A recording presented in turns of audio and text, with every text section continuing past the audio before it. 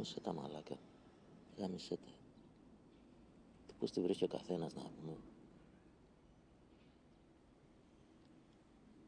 Έφαγε τώρα φλασιά ο Πετρόπουλος με τη μικρή. Φάγωθηκε να πηδήξει το κοριτσάκι ρε μαλάκα.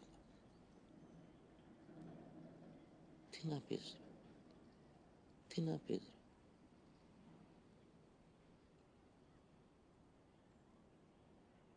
Αλλά οκ. Οκ ας. Αφού πληρώνει τόσο καλά. Γιατί όχι. Εντάξει και το Κατερινάκι γυναίκα είναι να πούμε. Σιγά τα λάχανα, γάμω το κερατό μου δηλαδή.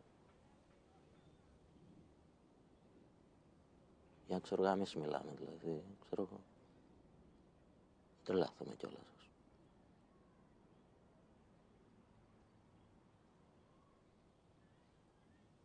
Και έπειτα σε αυτά τα πράγματα τον πρώτο λόγο έχει μάνα. Πες ότι λέω μαλακίες, πες ότι λέω τι θέλω. Η μάνα έχει τον πρώτο λόγο. Κάνει κουμάντο. Η Βίκη δεν μάσησε ρε μαλάκα. Δεν μάσησε. Δεν μάσησε. Και καλά έκανε. Σου πω εγώ, καλά έκανε.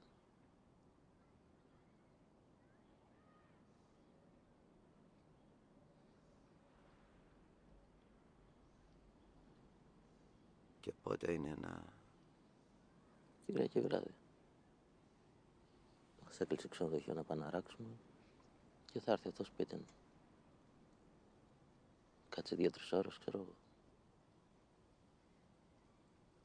Έχει τον τρόπο του, έτσι λέει, ξέρω εγώ. Ξέρει πώς να χειριστεί την κατάσταση. Εντάξει, η δικιά μας είναι και λίγο βλαμμένη, να πούμε. Άστο να βγάλει τα μάτια του, ξέρω εγώ. Τι να πω ρε.